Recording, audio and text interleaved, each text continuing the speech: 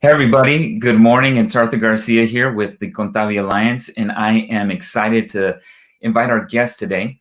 And before we get started with our continuing series of Latinos in Tech, I did want to share a little bit about the Kontavi Alliance. The purpose of our alliance is to lead, connect, and accelerate the adoption of cloud accounting across the Americas by creating an engaged, globally recognized Latino and Latina community. And through this series, we've been able to highlight the stories, the experiences, and the accomplishments of Latinos and Latinas that are doing great things in the technology space. And today's guest, I've had the opportunity to work with him, collaborate with him in a number of different capacities over the years. And I'm excited to share with you his story and his experiences. And it's my pleasure to introduce Will Lopez of Gusto. Hey, Will, good to see you, Arthur. How you doing? I'm doing well, thanks. It's so great to have you here. I know there's been a lot of anticipation on our end to have the Z Wilter uh, in the series. So how are things going for you? Yeah, things are well. Thank you so much for having me. It's been really great to see all the Kontavi live interviews and seeing all like Latinos and Latinas out there getting interviewed. And yeah, it's going great. Gusto is going great. It's been over here for about 15 months on the other side of the fence, which is a little strange for me, right? You know, as an accountant day in and day out, but it's all good. Excellent. And so a good place for us to start, Will, is with the superhero origin story. Okay, so I know your favorite Avenger is Captain America, and I have proof of that. I'll show you a little bit later. But talk to us. I think I know what this is. What is the origin story of Will Lopez? Where are you from? Your background, how you identify, and a little bit about who you are. Yeah. So I guess the origin story is from my mom and dad. No, born in South Florida, born and raised in Florida. So I was born in Hollywood. My dad is Puerto Rican. He was born in Guayama in Puerto Rico. My mom was born in Mexico on the border of Texas and Mexico and Chihuahua. And my dad had me late in life. He was in his mid-50s, believe it or not, when he had me. Next Friday, by the way, is my dad's 90th, yes, 90th birthday. Wow. So I come from a very old school Latina mindset. And my parents were just really old school, Latins, and grew up with a majority of my Puerto Rican side of the family. So my mom's side of the family, which were, many in Texas, many in New Mexico, Arizona, around there. The Puerto Rican side of my family, traditionally, right, New York and Florida. So we lived in Florida, and a lot of my aunts and uncles from my dad's side lived in Florida. And I grew up with like my second cousins because my dad had me late in life, but they were all, all the Puerto Rican side. And yeah, and it was great growing up. I grew up in a town called Clewiston, which is like Central Florida, and it's an immigrant town actually. A lot of people from Guatemala go there, and they work the fields. Believe it or not, it's so crazy old school. There's sugar cane that's there, and so they would come. They'd come from like Guatemala and a lot of these South American countries.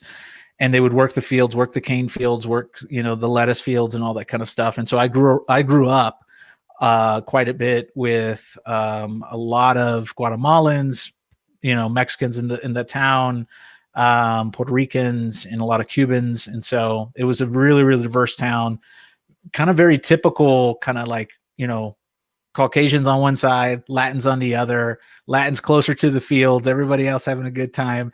And Yeah. but that was okay. I was kind of used to that, kind of grew up around that. And that town is still kind of like that, still pretty like old school 50s, 40s kind of feel. And so, yeah, that's my upbringing. That's where I was born in.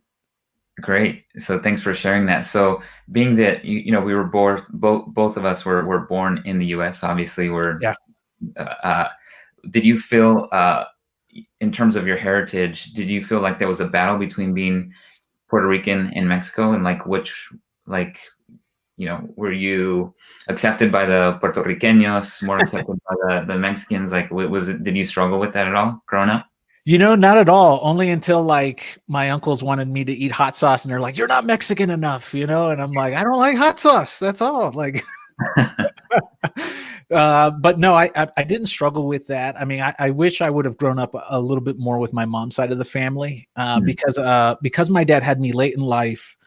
A lot of my dad's side of the family, like my aunts and uncles passed away, and like I think he's the last sibling, so he was born in a family of like 12 or 13.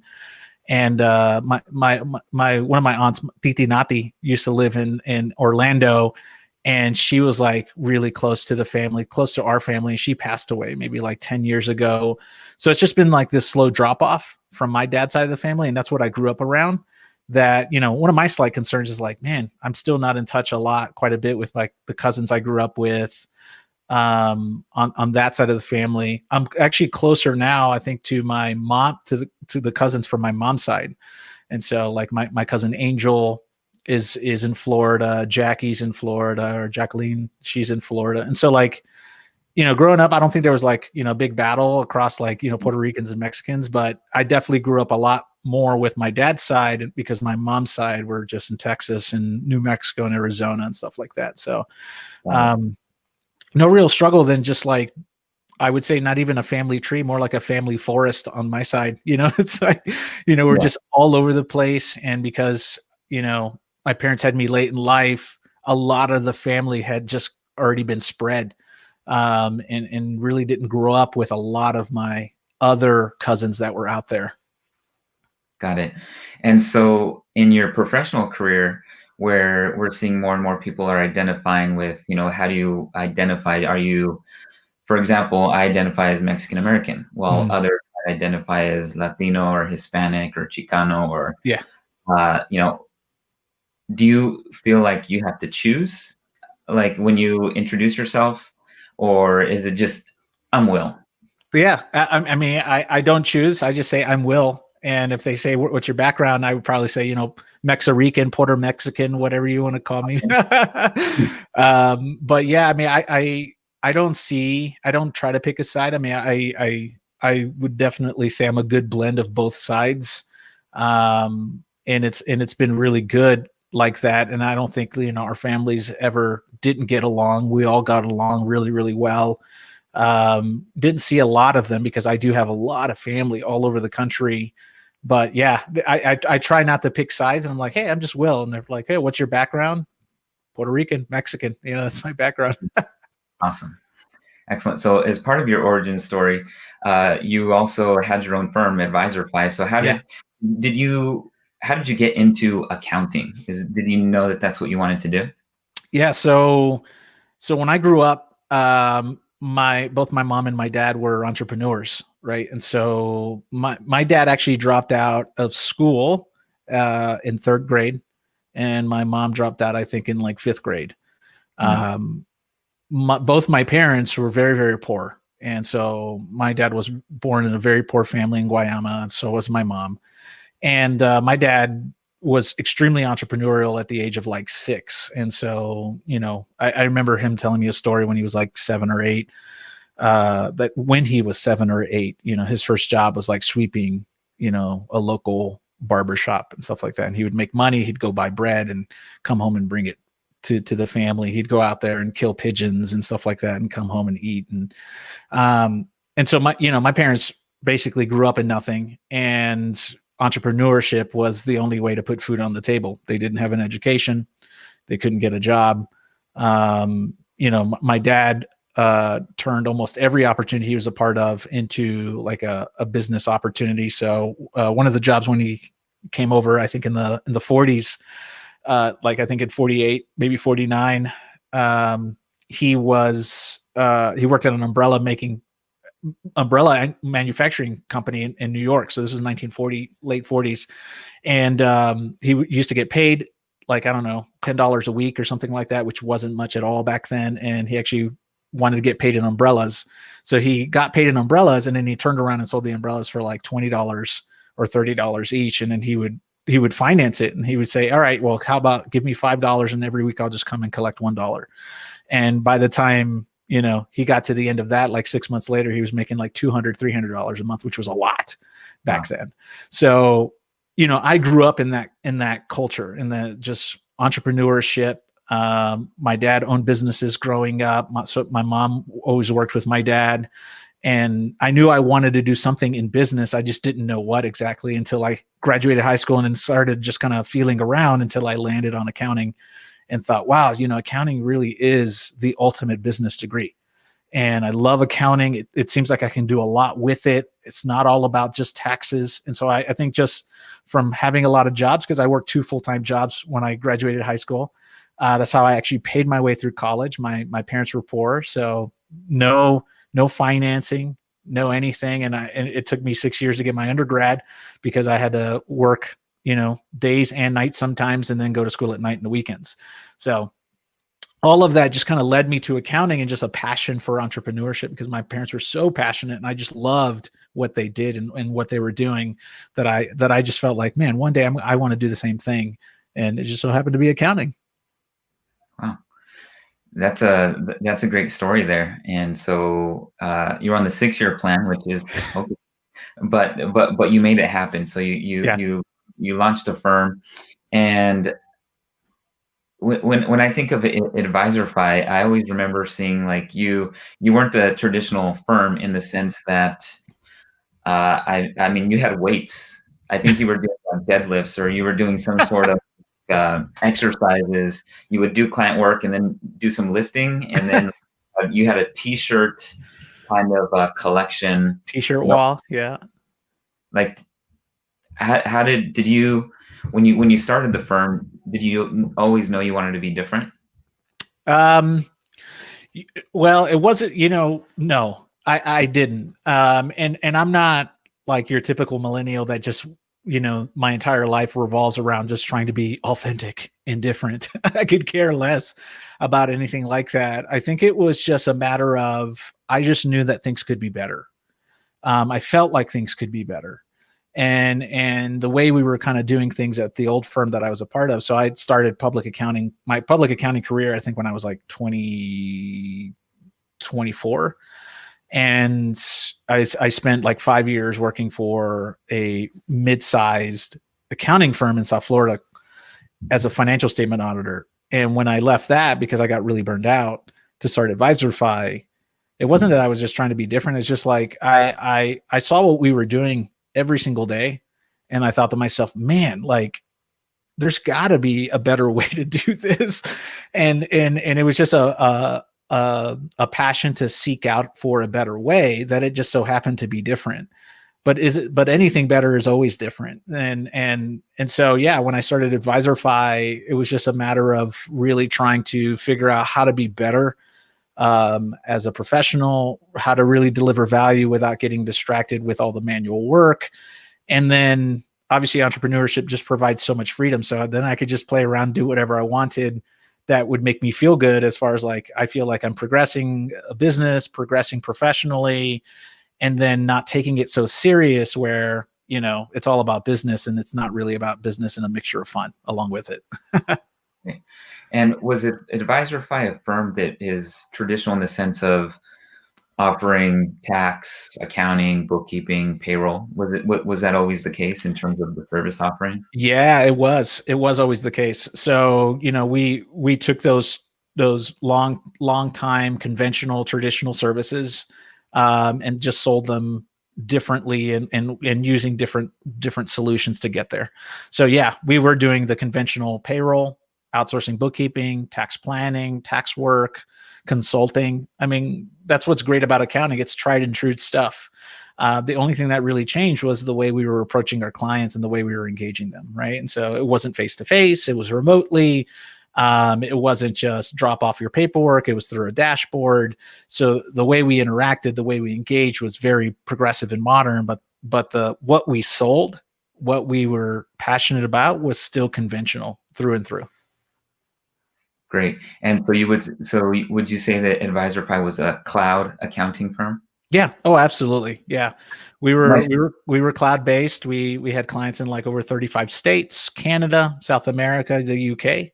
And, I hired my team locally. only because I'm a big extrovert, right? And so I wanted my team close to me because I needed that.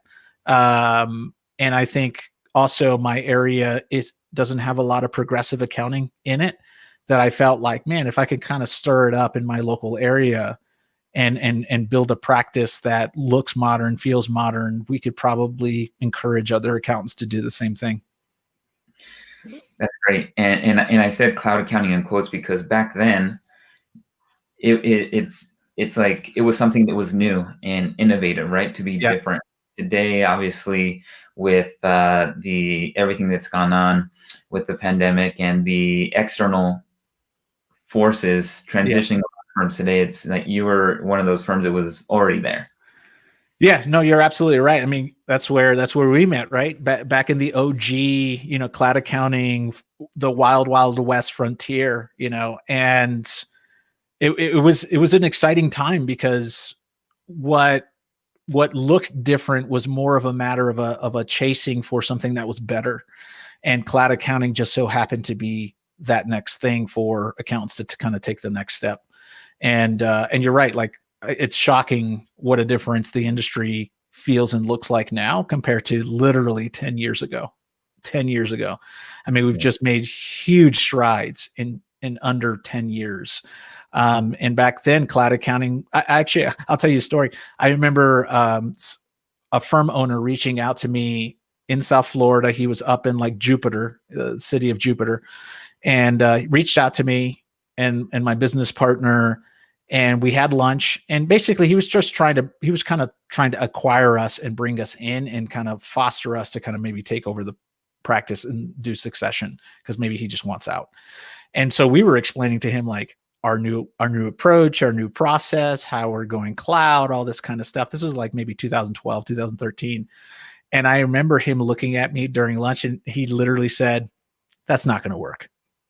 It's not going to work." And I was like, well, we'll see. I understand your concern. We're doing okay, but we'll see. And, and I think at the time, it's just like, is this really a thing, or is this a fad? Or is this guy just totally just doing whatever he wants with accounting and thinking it's accounting, but it's really not. So yeah, it was really interesting to see just the progression of the industry. Yeah, absolutely. I think I remember a lot of phone calls that I made back in those days to firms that were like, yeah, this is not going to work. But I'm glad you brought up the OG days. And I do have a photo from the archives. Let's do it. So, we can take a look at this photo. Will, from my screen, he's kind of there on the left-hand side. Do you see yourself? I see myself. Oh, yeah. Right next to the blue dress.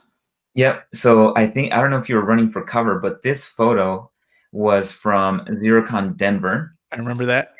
If you remember, it was pouring rain, and the event, the party was still going. Like nobody cared. Yeah. It was a good time. And you had the Captain America shirt. I still have it to this day. And you're probably wearing those Chucks. You're probably wearing Chucks there. They weren't the Zero Chucks. They weren't the Zero Chucks. I'm going to ask you about that in a little bit. And you've got the payroll Pinard there in the middle, if you remember. Yep. Mark Pinard. And I think Bruce Phillips is there in the back as well. But I wanted to show that because, you're in Denver now.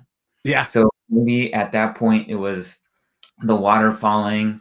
It was kind of foreshadowing, like maybe you're supposed to be in Denver, and you're looking at Gatsville. Like, being in Denver today, do you look back at that event and be like, wow, like how did this happen? I'm still, I had the conversation with my wife, Hannah, the other day, and I said, what are we doing in Denver? I'm just still a little beside myself because this was a massive decision for me, and I was not expecting this at all. I love my profession a lot, right? So I was very happy doing what I was doing. And when the situation presented itself, I felt really good that I could keep the ball rolling, as far as like where I felt like the industry was going. And I think it's just a lot of people that are so passionate about where we are as a profession and where we can be as a profession that I said to myself, I got to keep charging. And I felt like I could do it through Gusto. But yeah, looking back now, I would have never said, yeah, Will, you're going to live in Denver 5 years later or 6 years later. Never in a million years. We do have a comment here from one of our listeners, Joel Lakai, who says, Captain America out of guest Spider-Man. And I think that's a comment from, when I was asking about the origin stories, but then he changed it to Captain Spider-Man had smaller muscles, so I don't know. Yeah. So you're in Denver, and Will, you're the head of the accounting community. Yep. What does that mean? I know. And why doesn't a community have a head, really? Now, so head of the accountant community is kind of like head of the partner program. It's Gusto's spin on that conventional title. And that's just the truth, I think. And I really enjoyed that title because the accounting community is a community, right? It's exactly what we were a part of. It's gotten closer together since the cloud has really just launched us a little further. I mean, I remember the days where the community wasn't a community and everybody was kind of out for themselves as far as professionals, right? We never kind of collaborated together because we were all scared that we were going to take each other's companies or clients or processes or find some sort of secret sauce and overturn the company, or overturn the firm. So, head of the accountant community is just the role at Gusto that allows me to really empower the profession here through Gusto, that I'm in charge of what I am in charge of at Gusto to the benefit and to the well-being of the community at large, and whatever I can do to oversee and ensure that my peers have everything that they need through Gusto, they get. And I advocate for them internally. I promote them internally. I try to help unblock, any product enhancements internally, whatever, create new opportunities like people advisory, whatever I can do to support the accountant community. That's what my role is. That's great. Now, ever since I've known you, Will, you have been a champion for community. You've built an online, almost a viral YouTube following or community persona, and that is something Jose Zavala just can we talk about that? He's a YouTube star, and so you built a community. A 1 star. I'm a YouTube 1 out of 5 stars. 1 out of 5 stars. Okay. So you did that, and I'm going to give you another example of community. So being with Kontavi, here's another flashback. So so good. Will is in the back row next to Albert Primo from Kaufman Rock, and there in South Florida. You see yourself? Yep. So with Kontavi, this whole idea of building a community for Latino and Latina accountants at an international level. Sorry, I just got excited. Yeah. So you've been there. I guess what I'm trying to say is that you always made the effort and you were genuine in looking to build communities in different capacities. And now you're doing that at Gusto, which, when I first heard the news that you were going to be leading the accounting community, I thought it was perfect. Yeah. Thank you. Yeah. I mean, like I said, I mean, this is what I really appreciate about Kontavi, right? Like, I think you guys are doing such amazing advocacy work and community work of just pulling people together, especially around fintech, accounting, stuff like that. And I think what has been accomplished in the non-Latinx community, the Latinx community deserves, right? And so I think that's what's so critical about the role of Kontavi is to bring the stuff that has happened that we've learned from the past 10 years into the Latinx community, because that community right there has been most underserved, as far as like the progression of accounting and so on and so forth. And so there needs to be greater advocacy. But to your point, yeah, I mean, community, for me, it was authentic because I just loved it, right? And I think there are people who are in accounting because it's a great career and it's stable. And there are other people who are in accounting because it's just a job. And then there's like the really fringe, like me or you or whoever, who say, I live, breathe, and will die accounting, and I love my profession, and I love my peers, and I actually want the next generation to really consider accounting, because we're seeing that in the data where not a lot of people are actually jumping towards the accounting degree at the university level. And there's a big disconnect between what is taught academically at the university, because I have a master's in accounting, what's taught at universities versus what we literally experience right outside the university doors. And there's such a huge disparity that I think that for whoever can just put their hand on the plow and not look back, they do that. And it's only going to happen through community work. I'm so glad that you brought that point up, Will, about the education and even at the university level. So I'm sure you've seen the stats from the AICPA in terms of the diversity at the CPA level. And I want to say that it was 6% of CPAs are Latino. Yeah. And so there's also a drop off from those that are in studying accounting at the university level and then don't go on to practice at a CPA firm. So you look at those numbers, and then you also look at an even smaller number. I want to say it's 4% of partners at CPA firms are Latino or Latina. Yep. So what can we do as a community to help increase those numbers and make the profession appealing, right? Yeah. So I think that's a task, not just for you and I, but I think as a community, we have to do something about that. No, I agree. In fact, I think, and I'm sure you've already read that, the AICPA does the trends reports, right? So the AICPA trends reports. And so what they do is they tell you about the supply and demand of accounting graduates, and the demand of, like, let's say, or the supply of accounting graduates and the demand of public accounting recruits, right, on those graduates. And I was looking it up while you were talking, but what was really interesting in the most recent report was like the obvious, identifying what's happening in the industry, right? So the profession, they say, is rapidly evolving. Very true.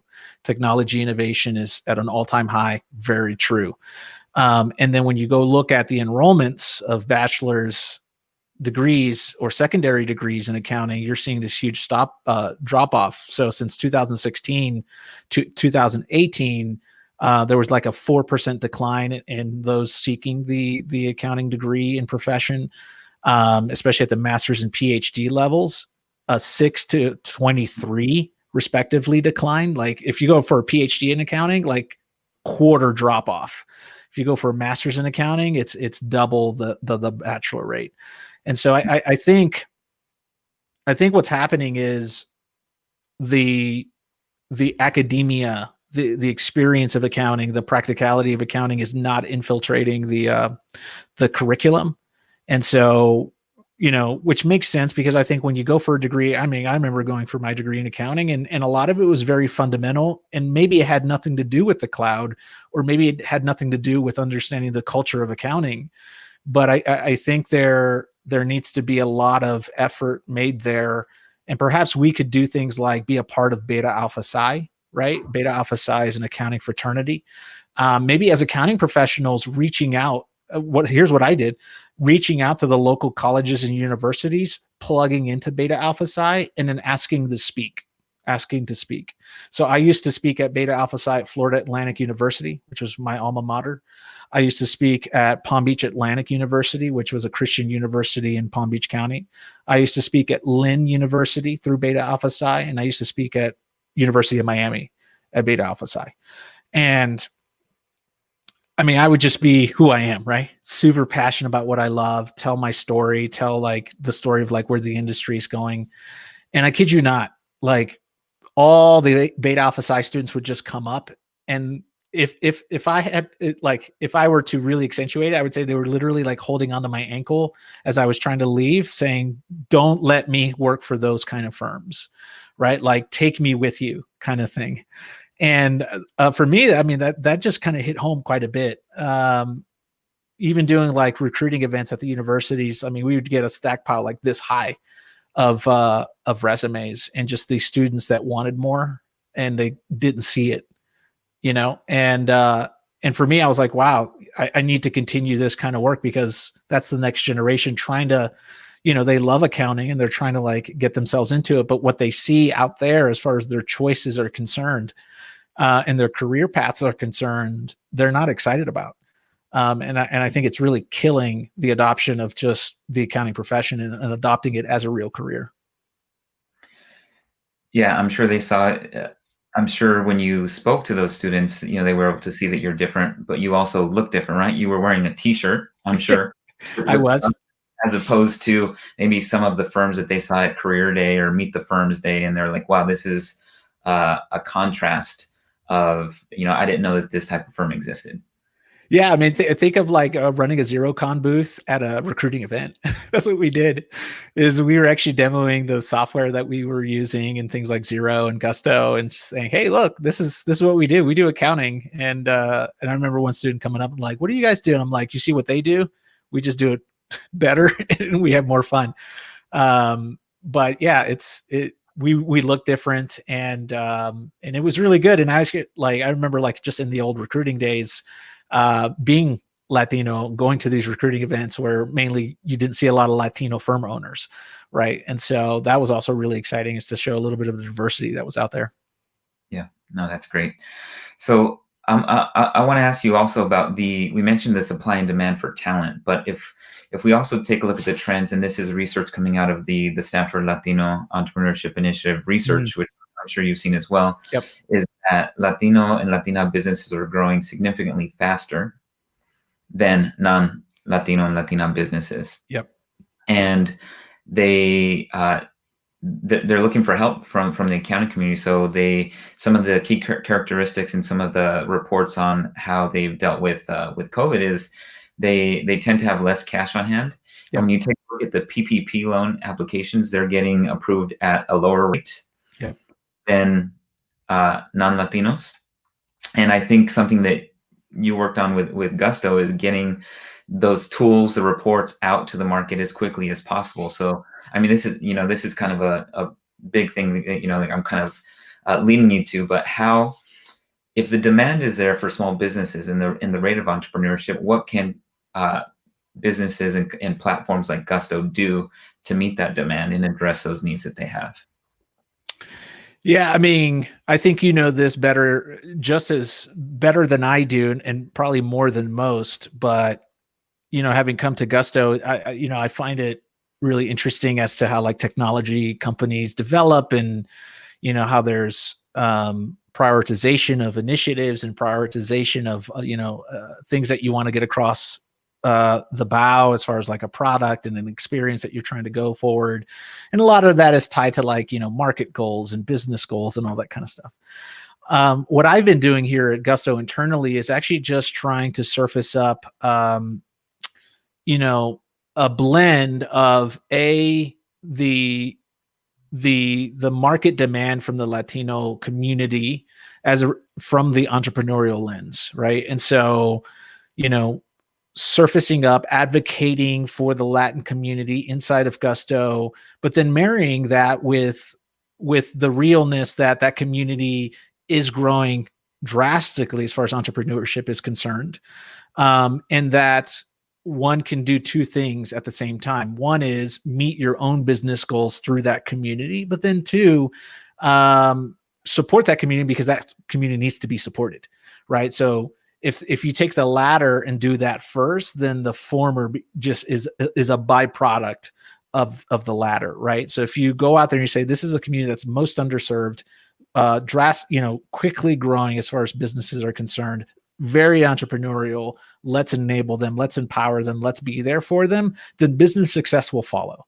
And so I think that's where, for those of us who are in the fintech world, a lot of advocacy, surfacing of those opportunities, marrying it with ethical approaches towards that community that make you feel good that you're delivering something of value for that community that really speaks to that community, rather than trying to take advantage of it as a business opportunity or anything like that. it is the best approach, and the data is there. Yeah, I mean, to your point, I think I'm looking it up right now because I run our internal research here at Gusto for the accountant community side. So we have an internal kind of Confluence thing, and I keep up to date all our internal research and external research, and I surface it up to the entire company as for learnings. But one of the research papers I pulled up showed that over the last 10 years, the number of Latinx businesses owners grew 34%. 34% compared to 1% for all business owners in the United States. Okay, so when you pull apart the Latino market, that market is growing 34 times faster than all other businesses out there, right? And yet they're the ones that are most underserved. And so, yeah, I think a lot of it is just proper advocacy and proper positioning of the Latino market above and beyond the social agenda. Yeah, I mean, you that is exactly correct there. I mean, you've got the research, the same research that I have, and so Yep. the demand is there. And I also think this is why it's important for all businesses, to work with an accounting professional, to work with a trusted advisor, and that can mean any number of things, right? So I can ask you, what does advisory mean? Well, that's a whole different thing. We can talk for a long time about. But there's a number of companies that are doing training on upskilling accountants. I know that you're doing an event, I believe, tomorrow or later this week on with the Latinx training centers. Yeah, with Jose Zavala. Yeah. With Jose, I know that there's a number of bookkeeping courses. It seems like a light bulb went off in the industry to focus on tax professionals that weren't doing bookkeeping, and now it's like, let's upskill tax professionals because they are serving this market. But you and I both know that a certificate only gets you so far until you actually have to apply it. Right. So I think you agree with that there. And so where I'm going with this is the certification that Gusto rolled out 2 months ago. Yeah, 2 months. Yeah. So I think it was a great way for Gusto to go to the market and say, look, we are going to equip accounting professionals to have these conversations with their clients to ultimately help them, not just with compliance, but people advisory. Yeah. Yeah, you're absolutely right. Being on the front lines of accounting and just caring a lot about my profession and my community, I think for those who are in it can tell a lot of different nuances of the industry. And one of them that I identified early on was that the profession is rapidly changing, but in the midst of all that change, there are only a few areas of practice life that I actually have modernized and other areas that have not modernized. Right. And so not the entire firm experience has not really progressed as much compared to certain areas of practice life. So things that have really modernized are, obviously the technology that you use, that component of accountant life has really modernized. And then as far as services are concerned, what has really modernized is more the GL work, bookkeeping work that has really just accelerated greatly. The ability to layer in forecasting with financial statement work, now everyone can do with all these amazing apps. And then a brand new category of being a technologist, right? Being able to recommend technology to your clients and then put it together for them, right? So it's like a big Lego set that you're doing in the cloud. But those are the two areas that have progressed for the past 10 years. No other area of practice life has really progressed as much as those.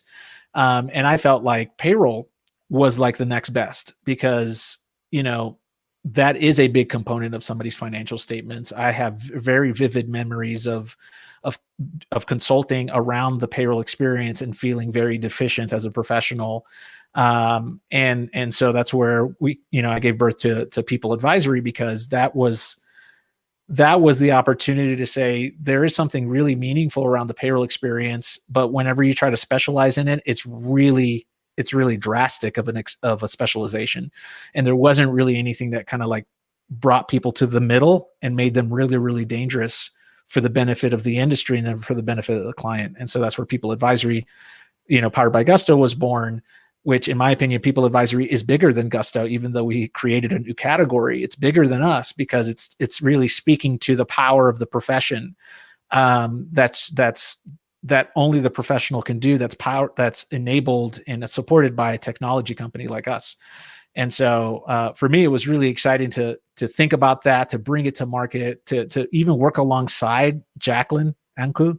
Like, she is an incredible visionary when it came to our certification. I mean, it definitely wasn't me. I mean, the idea, stemmed from me, but like the actual rolling out of the experience was definitely a collaborative effort, and such an incredible effort. People on my team like Leah Bright and Caleb Newquist and Jacqueline Anku and Morgan Cochran, all these people on our side who behind the scenes really made this happen. It was just really good. And I think there's going to be more moments like that. And I already mentioned it to Jose and a few others, but I do see people advisory certification in Spanish coming up, as far as I'm concerned. And so, really, really excited to just get ourselves away from the launch and the blast from the launch, and then really start thinking about like, how do we get this out in the community more? Right. That's great. So you'll be pleased to see that I did get certified. Oh, look at that. I am officially people certified. That's and, awesome. And I did that for a couple of reasons.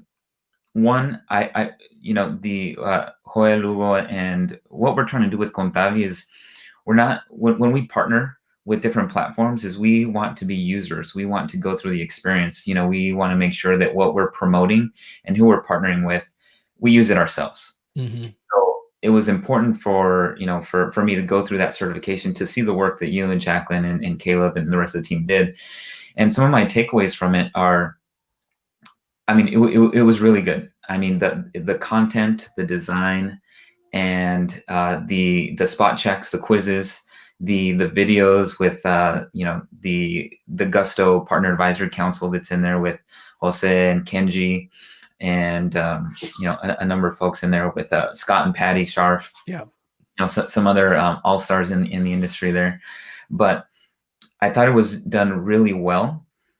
And like most certifications, you're going to get out of it what you put in. Mm-hmm. So if you've got experience in HR and benefits, you can just go through and say like, yeah, I know what a premium only plan. I know that, I've used it. I can get through it. So I'm sure there's some folks that want to check the box like, hey, I'm certified. But if you're looking to upskill and equip an industry that's looking to get into people advisory, right, I think it's great because the content's there for them. Yeah. Yeah. I mean, I appreciate the feedback, and I mean, all credit goes to Jacqueline, right? So, I mean, I was an advisor to the entire experience and read through a lot of the storyboards early on, kind of really thought through about what are we trying to communicate. But yeah, that delivery of just the experience and the product and everything is the mastermind of Jacqueline. And I'm absolutely convinced that not one person on this planet could have done a better, if not even as equal of a job to what Jacqueline has done. So big shout out to Jacqueline. But you're right. So what we did with that product, and I'm glad we're kind of setting a new milestone. So not only do we create like a new category with people advisory, where you can make more money for yourself and really speak to the moment that you're seeing your clients see, which is like, I need a lot of help with my people and my team, right? What we did there is we kind of laid a framework of what you should expect from a vendor like us when they're trying to empower you as a professional. And that, for me, that was like, that had to be very, very clear in what we were doing with this. And that's why there are those 4 major milestones in each chapter of that certification, which is an introduction, a foundation. What is the history of this thing? What is the current experience of this thing that you're learning? And then the 4th, which is the people advisory component, where is your value as it relates to this? Right. And so that way you could be able to differentiate who you are as a professional versus the thing you're using. And that's the problem with the industry right now. And that's why kind of accounting on the front lines is a little bit of an identity crisis, because the technology, the software, and the specialists are kind of getting confused, and accountants aren't able to pull away and say, no, I'm different from the Gusto product, and here's why. right? I'm different from the bookkeeping product, and here's why. And so it was really, really important for us to really get that point across, because that's what you should expect from people like us, fintech partners who are trying to enable you to something greater, right? And so, for me, just that was such an important mix of presentation of like historical setting, current experience, and who you are as a professional, as it relates to this experience or this service that you're wanting to provide, is where the industry should always consider themselves and check that box, that quality assurance box, every time you're using something. Like, what is this? What's the history behind this? And what's my value compared to this? Because that's where a lot of the confusion is at. And I just want to totally clear it up as far as Gusto is concerned. That's great. Well, it's something that when I saw it launch, something that I thought it was much needed, and it's great to see that come to life, and excited for where that goes to help businesses and accounting professionals. Yeah. So, as we kind of wrap things up here, Will, you do have you have a following of folks. So we have a comment here from Giovanni in Mexico City, and so his comment was he loves the videos and that you did at AdvisorFi. I think he's mentioned to me that he misses them. So is there anything that you miss?